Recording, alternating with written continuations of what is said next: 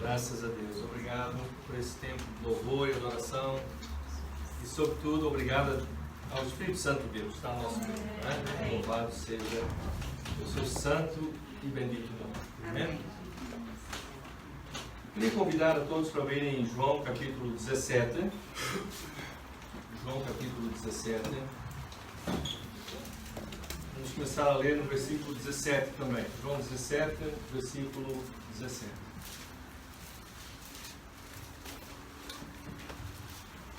Vem Jesus, vem Jesus.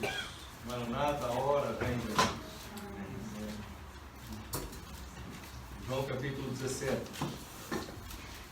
Começando também no versículo 17.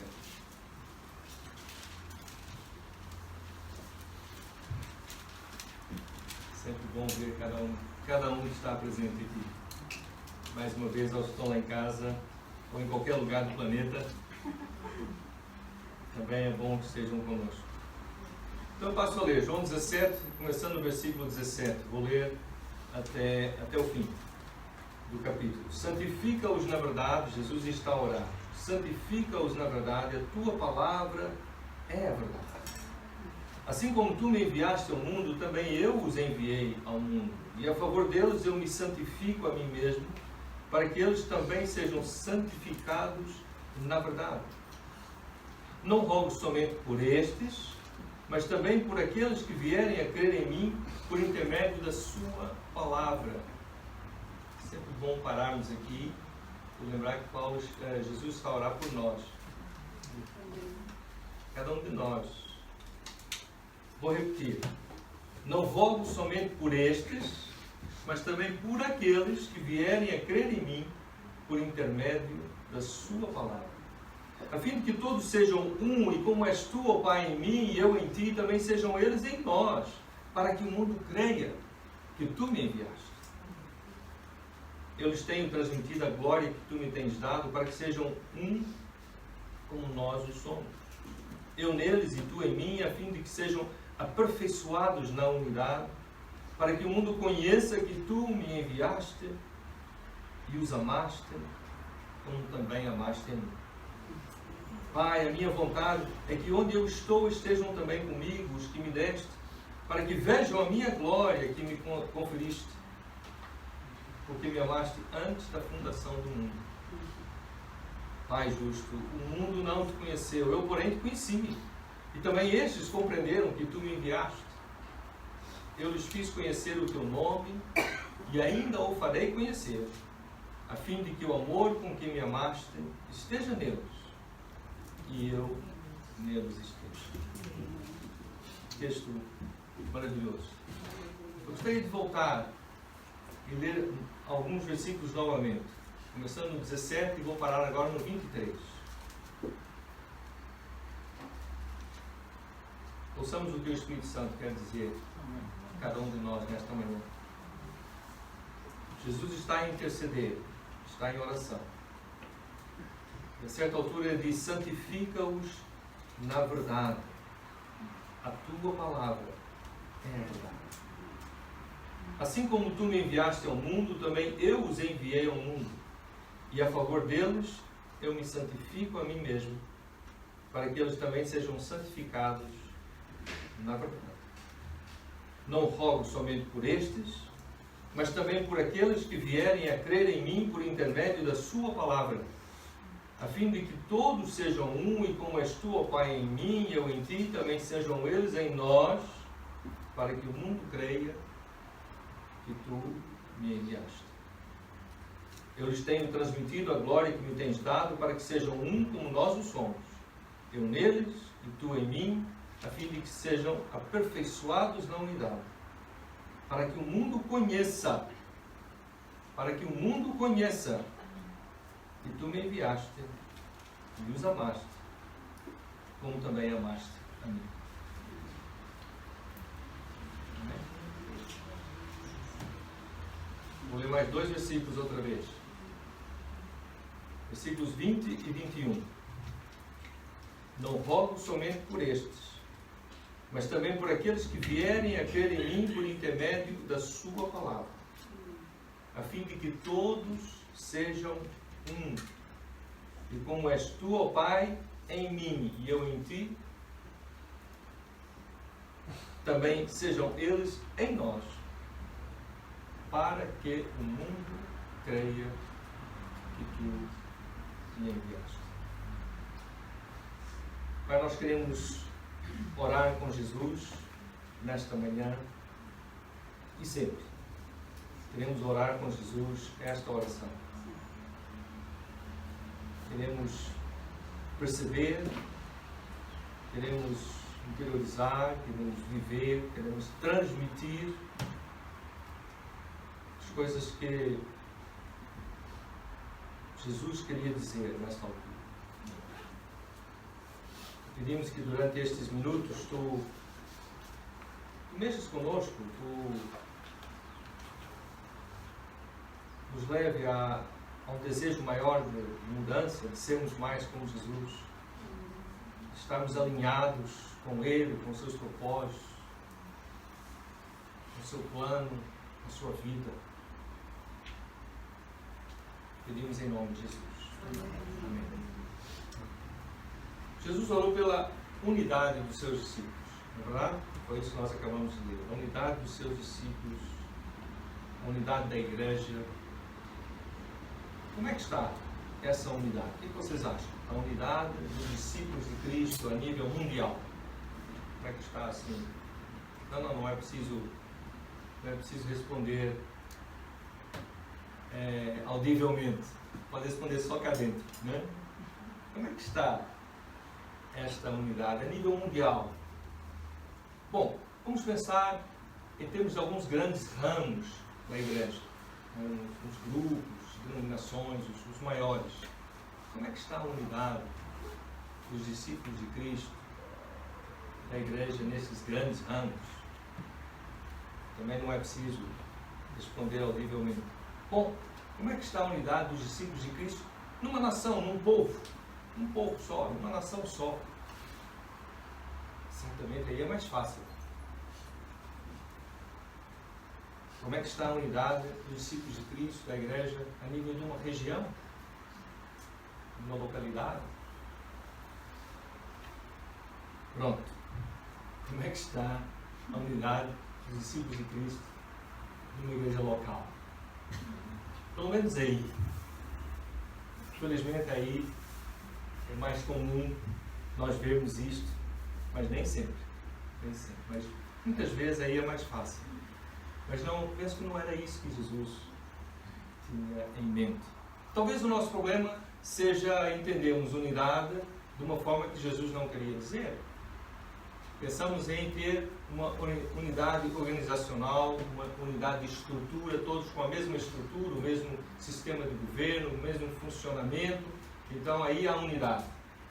Bom, isso tem se tentado ao longo dos séculos e já se provou que muitas vezes é uma unidade fictícia, é estética, parece unido, né, de fora, a estrutura é igual, a fachada é sempre a mesma, mas infelizmente não é sempre assim na realidade. Outras vezes nós colocamos muito ênfase, e com razão, na unidade em termos doutrinários ou ideológicos. E aí temos um pouco mais de razão. Com certeza é importante nós termos acordo, mas procuramos princípios de liderança e formas de, através de um ensino, de um acordo, de discussões teológicas, encontrarmos um alinhamento ministerial. E a verdade é que também ao longo dos séculos consegue-se aqui ou ali, mas continuamos a ver divisões no corpo de Cristo. Eu penso que a oração de Jesus, ele fala assim, como eu e tu somos um, eles em nós sejamos um. Aqui há uma unidade de relacionamento, é muito mais relacional do que algo organizacional e até mesmo doutrinário, embora seja extremamente importante a parte doutrinária. A oração de Jesus tem a ver não com uma conformidade ideológica, todos pensando exatamente igual, e muito menos com uma estrutura organizacional idêntica em todo o mundo. Está a pensar numa unidade relacional, como uma família.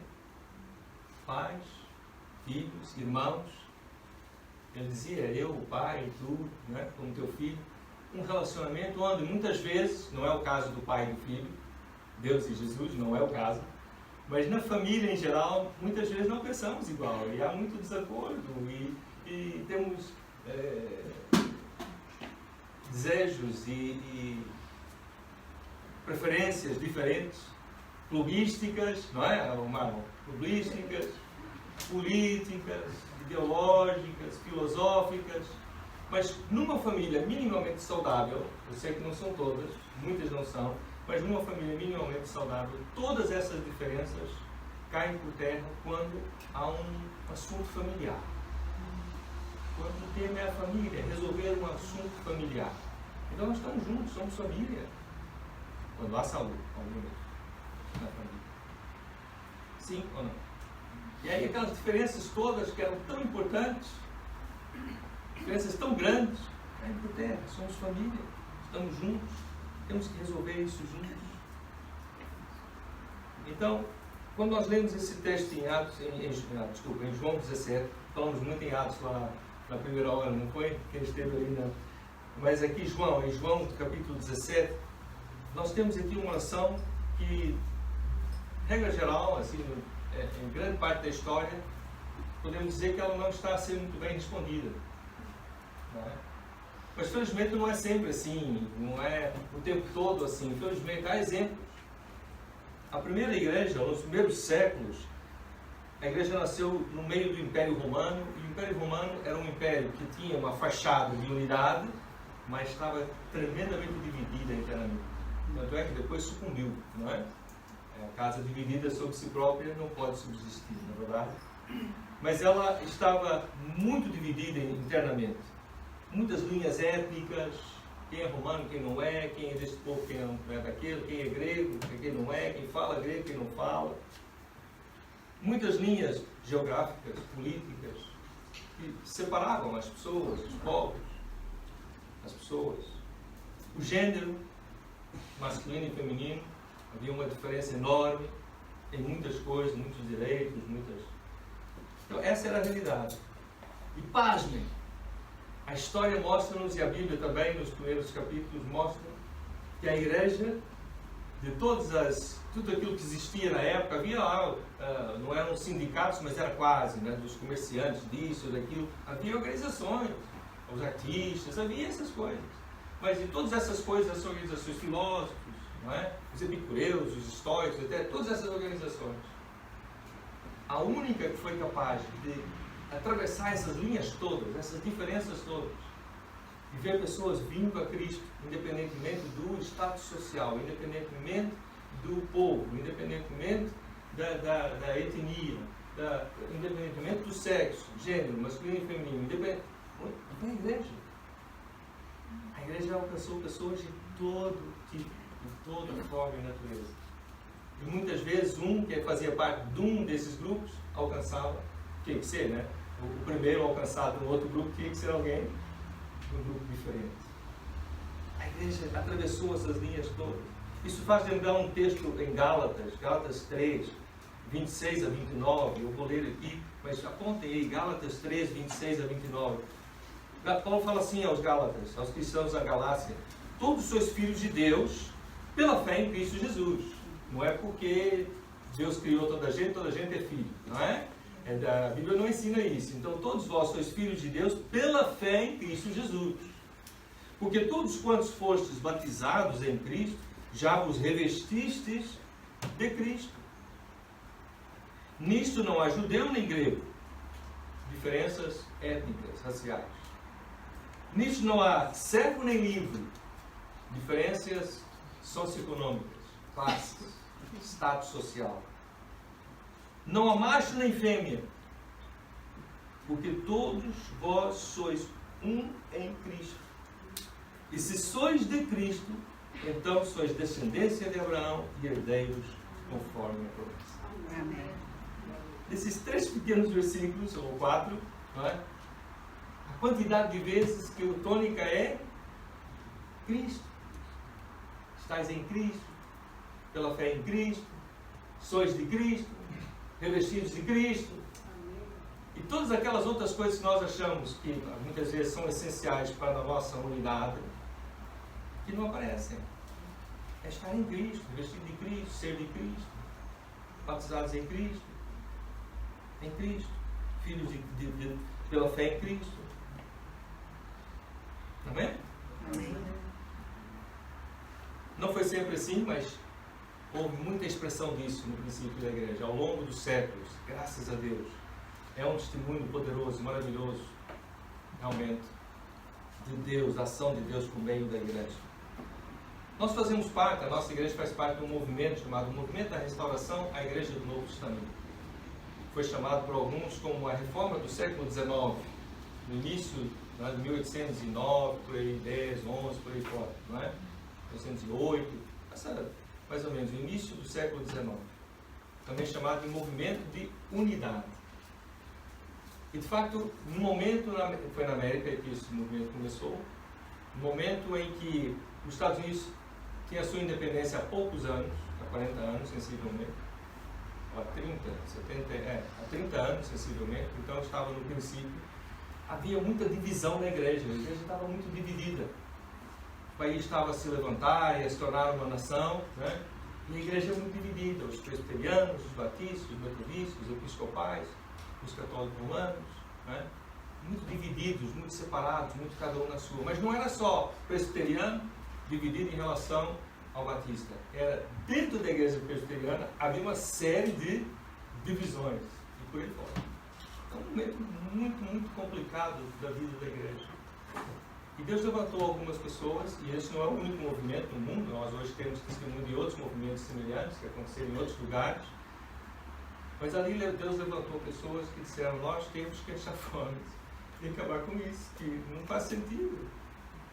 E então começaram a orar e a estudar a palavra e disseram: olha, o que vocês acham? Nós deixarmos esses nomes todos e nós usarmos o nome de Cristo. Daí o nome da nossa igreja, que muitos acham estranho, né? Isso é a Igreja de Cristo. Pastores, eu encontro eles dizem: eu também faço parte da Igreja de Cristo. Eu falei: claro que sim, eu faço parte da Igreja de Cristo sempre, né? Todos fazem parte da Igreja de Cristo, porque de facto é o nome de Cristo. Amém? Não é a denominação, não é o nome que está aí fora na parede. A igreja é de Cristo. E a volta da palavra e evitar tudo que fosse coisas extra, que muitas vezes é para explicar a palavra, para nos ajudar a entender a palavra, mas depois se torna tão forte ou mais forte do que a própria palavra. Não pode ser. Então vamos deixar tudo aquilo que nos separa e vamos ver se nós conseguimos nos unir.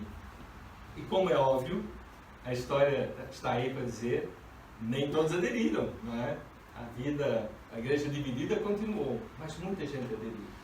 Muita gente queria isso. Muita gente estava mesmo desejosa de uma unidade, de poder deixar as coisas que nos dividem e vivemos juntos como uma única igreja. Então esse movimento começou, já tem mais de 200 anos, não é? E, de facto, muita coisa aconteceu positiva, nem toda, muita coisa também não foi boa, mas muita coisa. E eu estava a preparar esta mensagem e o Afonso, o filho da Helena, tinha me enviado um sermão de Martin Luther King. E muito interessante que havia coisas que tinham a ver com esse tema. E eu vou ler só um parágrafo. Quando ele prega um sermão em 1955, já no século XX, não é? Já bastantes anos depois daquilo que eu estava a dizer agora há pouco, e a mensagem dele, o sermão era a Carta de Paulo aos cristãos da América. Então ele pega várias coisas das epístolas e aplica à realidade do país.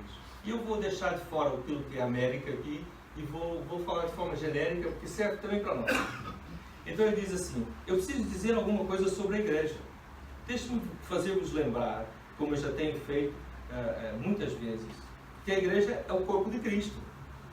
Então, quando a igreja é verdadeira à sua natureza, está conforme a sua natureza, ela não conhece nem a desunião e nem a divisão.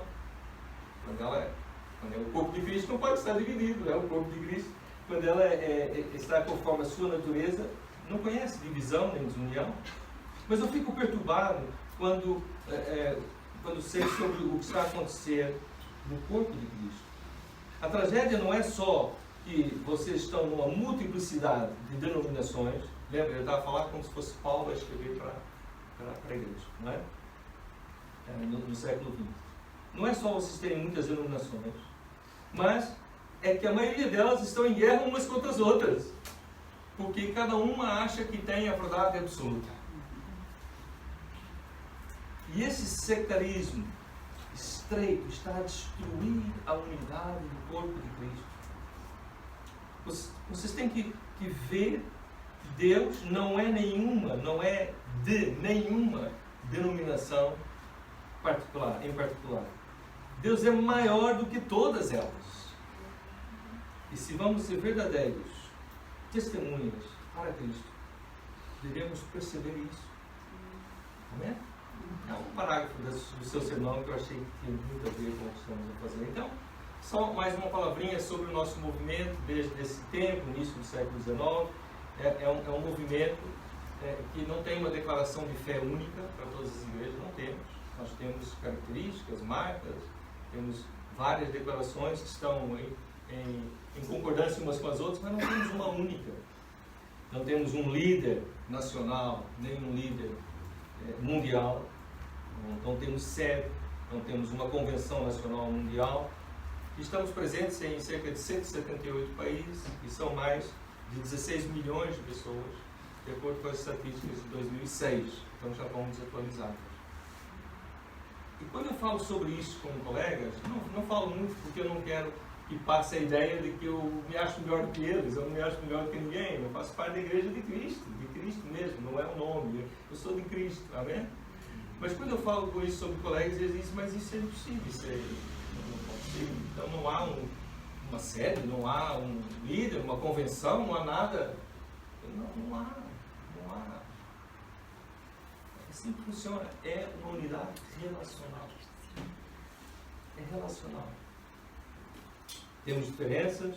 Há uns que perdem as estribeiras, infelizmente, para a nossa vergonha, mas de facto o que nos une? É uma ênfase no ensino, escolas teológicas, é uma ênfase em publicações que vão publicando e divulgando os nossos pensamentos, e conferências, sobretudo conferências missionárias, conferências de missões, que falam sobre levar o Evangelho até os confins da terra.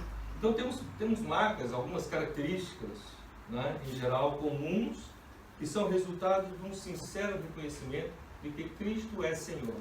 E mesmo que eu não concorde plenamente consigo, ou com outro líder, ou outra igreja, se eu reconheço Cristo como Senhor, e tu também, então nós temos o principal em comum. Então daqui vamos tentar ver o que podemos fazer juntos.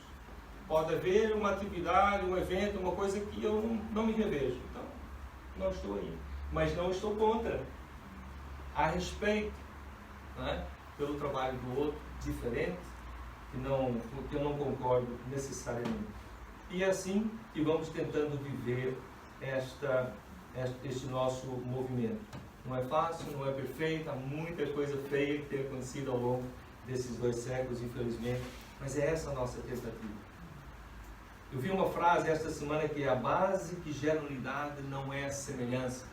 A base que gera unidade é Cristo. A base que gera a verdadeira unidade é Cristo. Não é nada do que Cristo. Jesus Cristo, a sua vida, os seus ensinos, a sua doutrina, Jesus é a base que gera a verdadeira unidade. Infelizmente, há outros exemplos, através da história da igreja. Infelizmente são raros, mas existem outros exemplos pontuais e temporários ao longo da história. Mas vamos voltar à oração de Jesus.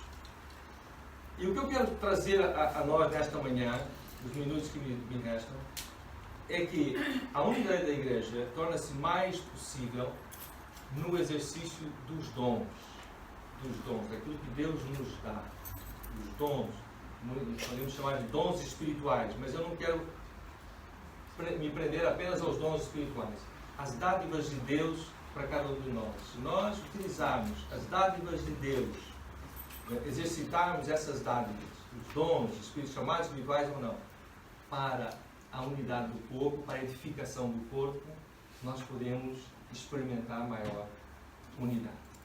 Amém? Perceberam? Então eu quero chamar a atenção para este detalhe. Curiosamente, o contexto dos principais textos do Novo Testamento que falam sobre dons espirituais, o contexto é a unidade. Quando Paulo escreve aos Romanos, em Romanos capítulo 12, fala sobre os dons, o contexto, podem ler o capítulo 12 todo, o contexto é a unidade da igreja. Quando Paulo escreve aos Coríntios, lá no capítulo 12, 13 e 14, mas principalmente no capítulo 12, o contexto, quando ele fala sobre dons espirituais, o contexto é a unidade da igreja, é o corpo de Cristo, a família de Deus. Em Efésios capítulo 4, nós vamos abrir, se quiserem começar a abrir em Efésios capítulo 4, também o contexto, quando ele fala sobre dons espirituais, o contexto é a unidade da igreja em Éfeso. Então o contexto, quando aparecem dons espirituais na palavra de Deus, no Novo Testamento, o tema é o quê? Unidade da igreja. Paulo está a falar sobre unidade e se refere aos dons como algo que pode ajudar a unidade a acontecer. Em Efésios 4, 11 e 12, eu vou ler esses dois versículos. Efésios 4, 11 e 12. Ele, Cristo, Ele mesmo deu uns para apóstolos, outros para profetas, outros para evangelistas e outros para pastores e doutores, querendo o aperfeiçoamento dos santos para a obra do ministério, para a edificação do corpo de Cristo. Então os dons existem para a edificação do corpo de Cristo. Não é para cada um, não é, se amarem, se embandeirarem ar, como diz a expressão, né? E eu tenho esse dom. Não, é para a edificação do corpo, é para o corpo, para a unidade do corpo. Essa unidade é possível quando cada cristão usa devidamente os dons dados por Deus. Né? Vamos ler então em Efésios capítulo 4. Vou começar no versículo 1. Efésios 4, versículo 1. Diz assim o apóstolo Paulo: rogo-vos, pois eu, prisioneiro do Senhor, que andeis de modo digno da vocação a que fostes chamados, com toda humildade e mansidão, com longanimidade, suportando-vos uns aos outros em amor, esforçando-vos diligentemente por preservar o quê? A unidade do Espírito, no vínculo da paz. Essa unidade do Espírito, no vínculo da paz, ela já existe. Paulo está dizendo que vocês esforcem-se por preservar uma coisa que eu já dei. Você já tem. Né? Então, nós temos que criar a unidade, temos que preservar o que Deus já nos deu, mesmo que não pareça muitas vezes. Amém? Ele continua: somente um corpo, um Espírito, como também foste chamados numa só esperança da vossa vocação, a um só Senhor, uma só fé, um só batismo, um só Deus e Pai de todos, o qual é sobre todos, age por meio de todos e está em todos. Os dons espirituais, o objetivo principal de Deus ao dar dons espirituais à igreja, dons à igreja, é a edificação do corpo, edificação da família, edificação da igreja em unidade. Poderíamos dizer que os dons espirituais são capacidades dadas pelo Espírito Santo que uma pessoa pode usar para edificação, para benefício, para bênção do corpo de Cristo. Amém? Então aquelas listas que aparecem em Romanos, 1 Coríntios e Efésios são um bom ponto de partida, mas não devemos ficar presos apenas àquelas listas. Elas são um bom ponto de partida. Vamos começar aí. Curiosamente, nós podemos até dizer que o primeiro dom espiritual que aparece na Bíblia está no livro de Êxodo. Lembram-se desse evento lá em Êxodo? Alguns? Quem já leu Êxodo? Em Êxodo capítulo 31, começando no versículo 2, nós lemos assim: eis que eu chamei pelo nome a Bezalel. Um nome para o filho aí. Alguém que está pensando em ter nome. Chamei pelo nome a Bezalel, filho de Uri, filho de Ur, da tribo de Judá, e o enchi do Espírito de Deus, de habilidade, de inteligência e de conhecimento em todo o artifício, para elaborar desenhos e trabalhar em ouro, em prata, em bronze, para a lapidação de pedras de engaste, para entalhe de madeira, para toda sorte de lavouras. Amém? Enchi do Espírito de Deus, capacidade, inteligência, sabedoria para fazer essas coisas. Fantástico, não é? Uma espécie aí do quê? Um desenhista, um artista, um ourives, né, Roberto? Um ourives, né? Um decorador de interiores. Esse, né?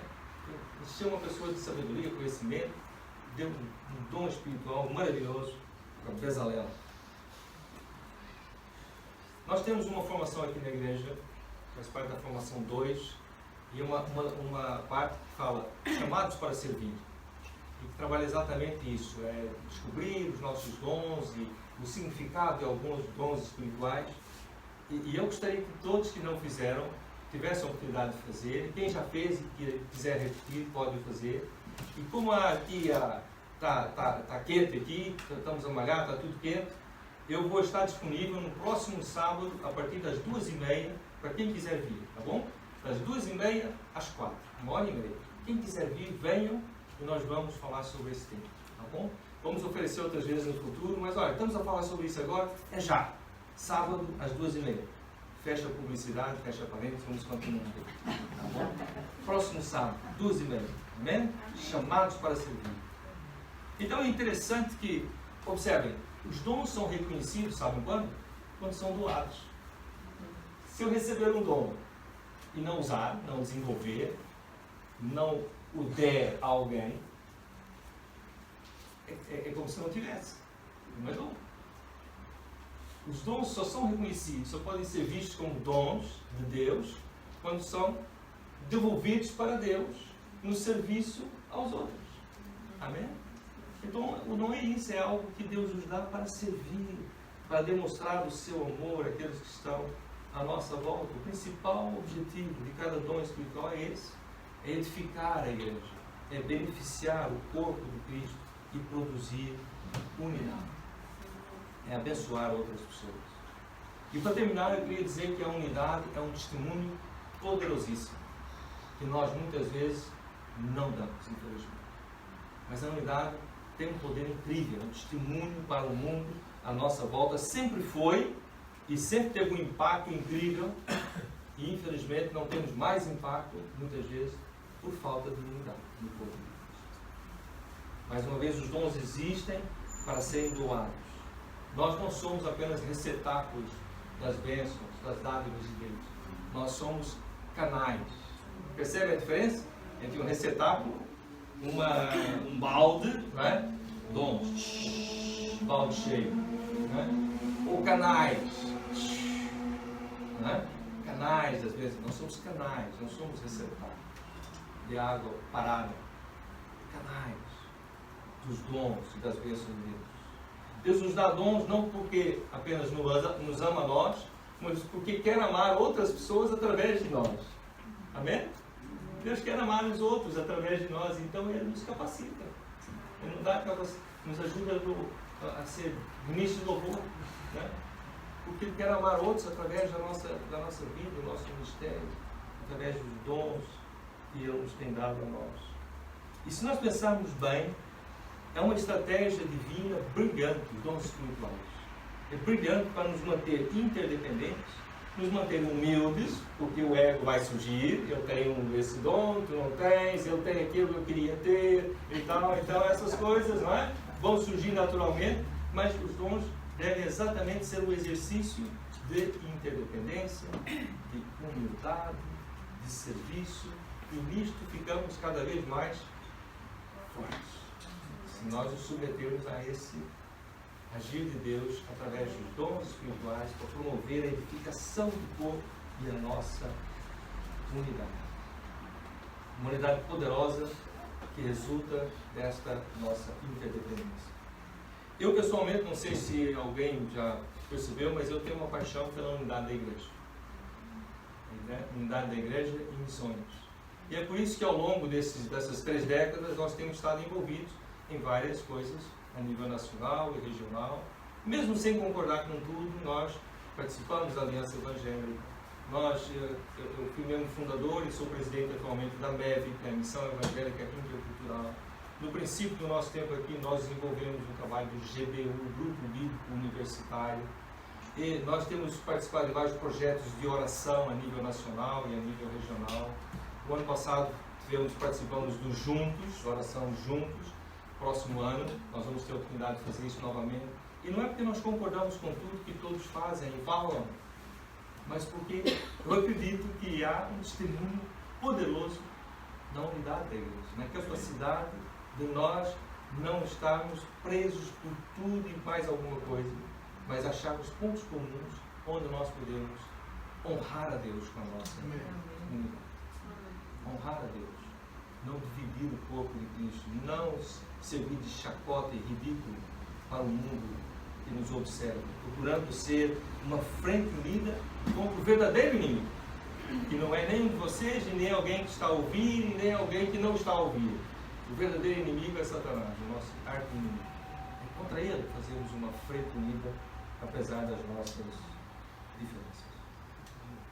É o amor e o serviço da igreja que vai intrigar e vai atrair o mundo ao nosso redor que nos observa. Por isso Paulo escreveu aos Coríntios, lembram-se lá o capítulo 13 de Coríntios?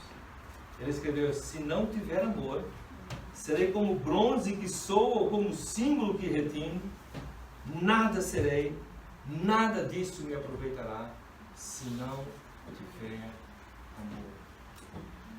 O amor ao próximo, apesar das diferenças, apesar das discordâncias. Voltemos à oração de Jesus em João 17, que todos sejam um, que todos sejam um, não é alguns, que todos sejam um, para que o mundo creia que tu me enviaste.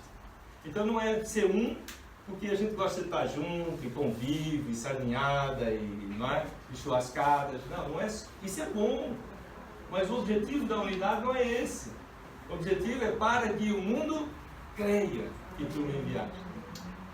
Sejamos unidos para que o mundo creia, que o mundo fique intrigado, o mundo fique atraído. E eu não sei como é que pessoas tão diferentes, de clubes diferentes, de partidos diferentes, de povos diferentes, de etnias diferentes, muitas vezes que já fizeram guerras uns com os outros e agora estão juntos na mesma igreja. Como assim? Como? E isso causa impacto. Isso causa impacto. Os dons devidamente usados produzem unidade do corpo de Cristo. E essa unidade é um estímulo poderoso, capaz de atrair pessoas à comunidade, à família. Muitas vezes a unidade é um testemunho ainda mais poderoso do que a nossa pregação. Nem sempre. Não é? Põe muito valor à pregação, à palavra, não é? Mas muitas vezes consegue chegar mais longe. Isso, é claro, tem que ser acompanhado também da palavra e da pregação. Mas muitas vezes a unidade tem um poder incrível. Paulo diz aos Romanos: a fé vem pelo ouvir e ouvir a palavra de Deus. Jesus ora ao Pai dizendo que eles sejam um para que o mundo creia que tu me enviaste. Não é uma coisa ou outra, são as duas coisas. A fé vem pelo ouvir e ouvir a palavra de Deus. Os meus discípulos devem ser um para que o mundo creia que tu me enviaste. As duas coisas são importantes. Nesse mundo dilacerado pelas diferenças políticas, raciais, socioeconômicas, diferenças de gênero, há uma procura constante de um lugar seguro. As pessoas querem um lugar seguro, onde elas podem pertencer, onde elas possam se sentir aceitas, onde elas possam amar de verdade e se sentir amadas por Deus e pelos seus semelhantes. Por isso o desafio nesta manhã é cada um de nós, aqui e lá em casa, cada um de nós, usar as capacidades dadas por Deus. Sejam os dons espirituais nas listas de Romanos, Coríntios, Efésios, 1 Pedro, sejam estas, ou outras coisas que nós reconhecemos que eu tenho essa capacidade, eu tenho essa experiência, eu gosto de fazer isso e eu reconheço que é porque Deus me deu essa capacidade. Então, usar essas capacidades, sejam quais forem, capacidades recebidas por Deus, para servir alguém, dentro ou fora da igreja. Porque eu creio que isto vai atrair pessoas a Jesus. É isso que a palavra nos ensina, é isso que a história nos mostra. E eu creio que o desafio para nós esta manhã é exatamente isso. Portanto, nesta manhã, eu gostaria, não podemos deixar de falar sempre. Se alguém a nos ouvir, alguém presente esta manhã, ou lá em casa, ou vai ouvir depois esta mensagem, que ainda não fez a decisão de seguir a Cristo, tudo começa por aí. É preciso decidir, eu quero seguir a Jesus, e nós os convidamos para, junto conosco, tentar viver esta edificação do corpo de Cristo, né? Uma unidade que resulta de nós, cada um contribuímos com os nossos dons e talentos para a edificação do corpo, não é? E para causar impacto neste mundo. Então fica o convite feito, faça a decisão, entregue a vida a Jesus, fale conosco se tiver dúvidas em como isto funciona. Mas não deixe de passar a decisão mais importante que alguém pode fazer na sua vida. E para a igreja presente aqui, vamos fazer isso, vamos viver isso, vamos procurar causar impacto neste mundo. Mais uma vez, sábado, às 14h30, todos estão convidados. Oremos. Pai, nós queremos agradecer pela Tua Palavra e pelo desafio que ela nos deixa nesta manhã. Pai, é um desafio que muitos já desistiram, porque parece que não vale a pena, é difícil, quando parece que estamos a ir bem, alguma coisa acontece e acaba com tudo.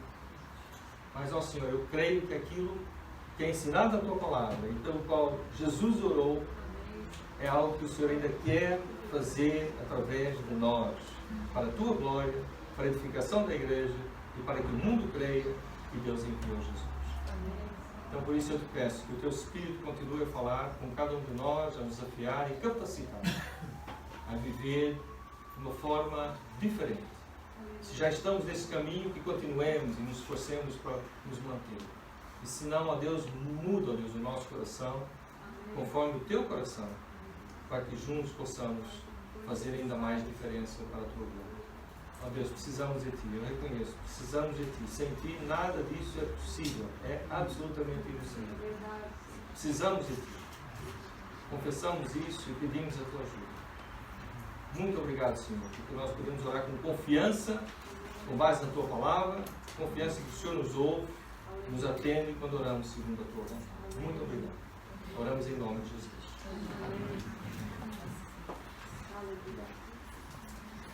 Eu quero